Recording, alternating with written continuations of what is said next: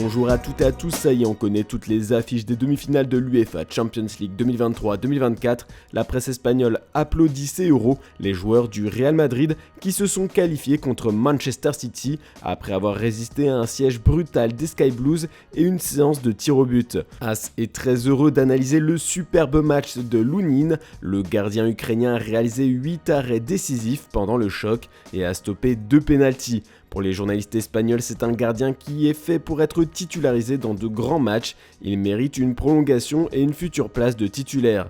Le caractère froid et impassible de ce garçon venu de l'Est l'a aidé à surmonter chacune des épreuves qu'il a rencontrées sur son chemin, écrit de son côté Marca, qui annonce le retour du roi, le Real Madrid, qui vise à nouveau le trophée après avoir évincé le champion en titre. Le journal catalan Sport titre ce jeudi que c'est une défaite étonnante pour Pep Guardiola. Vous vous en doutez bien, chez les journalistes britanniques, c'est la douche froide. Le Manchester Evening News titre que c'est très difficile à supporter pour les supporters de City. L'équipe de Pep Guardiola a conquis toute l'Europe mais n'a jamais maîtrisé l'art des tirs au but et a été éliminée de la Ligue des Champions. Comme le rapporte le journal, les supporters ont eu du mal à accepter cette désillusion en quittant le stade et critiquent l'incapacité chronique de City à garder une cage inviolée depuis le début de la saison. Du côté de la BBC, on peut lire une critique assez dure également. City se demandera longtemps comment ils n'ont pas réussi à gagner ce match malgré une supériorité totale sur leurs adversaires espagnols. La réponse est simple, l'équipe de Pep Guardiola a accumulé des opportunités mais n'a pas pu en profiter. Pour le Daily Express, Bernardo Silva rate le pire penalty de tous les temps. Le Daily Mail se paye aussi la tête du Portugais en le désignant comme coupable d'une grave erreur fatidique pour la saison des Citizens. Ce choc a fait le tour des médias européens. L'équipe écrit par exemple que le gardien madrilène a particulièrement brillé alors que la star norvégienne Erling Haaland n'a pas réussi à se mettre en valeur et devient impuissant. Dans les pages de la Gazzetta dello Sport, on peut lire que des éloges sur Carlo Ancelotti et Haaland est encore visé. Les journalistes italiens trouvent qu'il est encore fantomatique dans les matchs à enjeu. Une seule personne n'en veut pas à ses joueurs, Pep Guardiola. Je dois dire merci à ces joueurs du plus profond de mon cœur pour la façon dont ils ont joué, mais le football s'est gagné et nous n'avons pas fait assez. Mais nous avons été exceptionnels, a déclaré le coach espagnol en conférence de presse. La pilule ne passe pas pour Rodri qui critique le Real Madrid, qui a plus défendu qu'attaqué. Je n'ai vu qu'une équipe ce soir, il n'y avait qu'une seule équipe pour être honnête, a lâché le milieu de terrain visiblement très amer. Ce n'est pas la seule déception qui touche les médias anglais.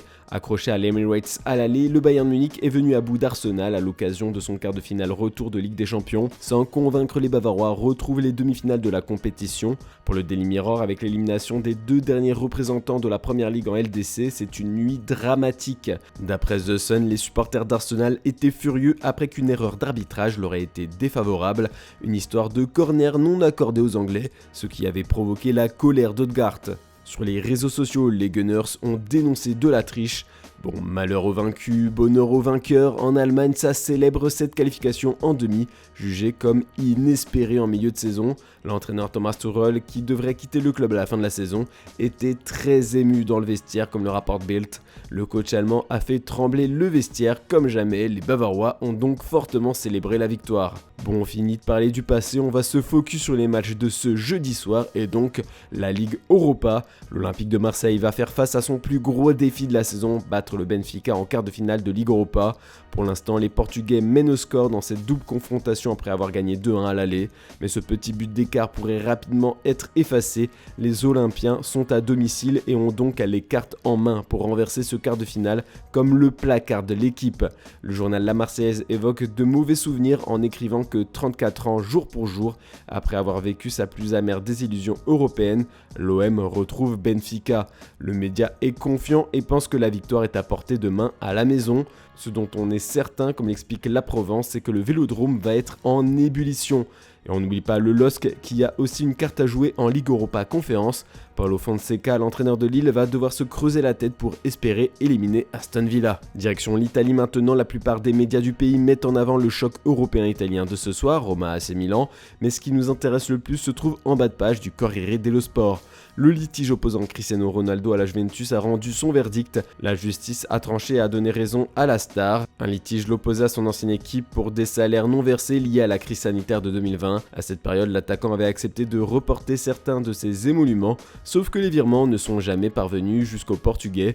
D'après les médias italiens, la vieille dame va devoir verser 9,7 millions d'euros plus les intérêts à son ancien joueur. Un vrai coup dur pour les Piemontais qui sont déjà en proie à des difficultés financières. La Juve a communiqué à ce sujet en affirmant que l'accord sur la réduction des salaires était valable et que CR7 a obtenu la moitié de ce qu'il demandait. En effet, au départ, le Portugais réclamait 19,5 millions d'euros, mais le collège arbitral a réduit la somme de 50%. On va terminer ce tour de la presse européenne avec Mundo Deportivo. Comme le placarde le journal ce matin, on ne sait toujours pas à qui sera confié le poste de manager du FC Barcelone la saison prochaine. La direction catalane hésite entre pousser Xavi à rester ou enrôler Rafael Marquez. L'ancienne star du Mexique, désormais entraîneur de l'équipe réserve du FC Barcelone, est déjà un salarié du club, alors son recrutement aura l'avantage de ne rien coûter au club. Le Barça veut savoir dès la semaine prochaine où il en est au poste d'entraîneur pour commencer à travailler sur la saison prochaine. Ce n'est pas tout, dans les pages intérieures du quotidien, on apprend que Deco a rencontré le père et les agents de Dani Olmo. Le milieu offensif de Leipzig est très apprécié au Barça. Ça ne va pas être simple de le recruter car l'entourage du joueur a rencontré les dirigeants de Manchester City la semaine dernière. Les Sky Blues ont l'avantage sur ce dossier car ils ont plus facilement les moyens de payer la clause libératoire du Catalan qui est de 60 millions d'euros. Affaire à suivre. Sinon, l'élimination face au Paris Saint-Germain en quart de finale de la Ligue des Champions a laissé des traces au sein du vestiaire du FC Barcelone. Ilkay Gundogan avait mis le feu aux poudres après le match contre le PSG en critiquant son coéquipier Ronald Araujo pour son carton rouge. Rapidement, Marca a expliqué que le groupe catalan s'est rangé derrière Gundo, dont les critiques étaient justes, mais finalement sa sortie ne fait pas l'unanimité, elle divise même. Koundé a par exemple fait passer un message sur ses réseaux sociaux en écrivant que nous gagnons en équipe et nous perdons en équipe. Sergi Roberto a également fait passer un message à l'allemand en écrivant « Plus unis que jamais maintenant, ici nous gagnons ensemble et nous perdons ensemble ».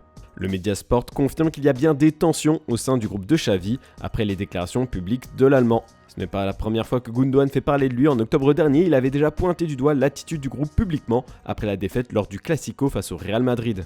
Voilà, c'est tout pour ce jeudi, on se retrouve demain matin pour une nouvelle revue de presse. N'oubliez pas, le JT Foot Mercato en fin d'après-midi. Bonne journée à toutes et à tous.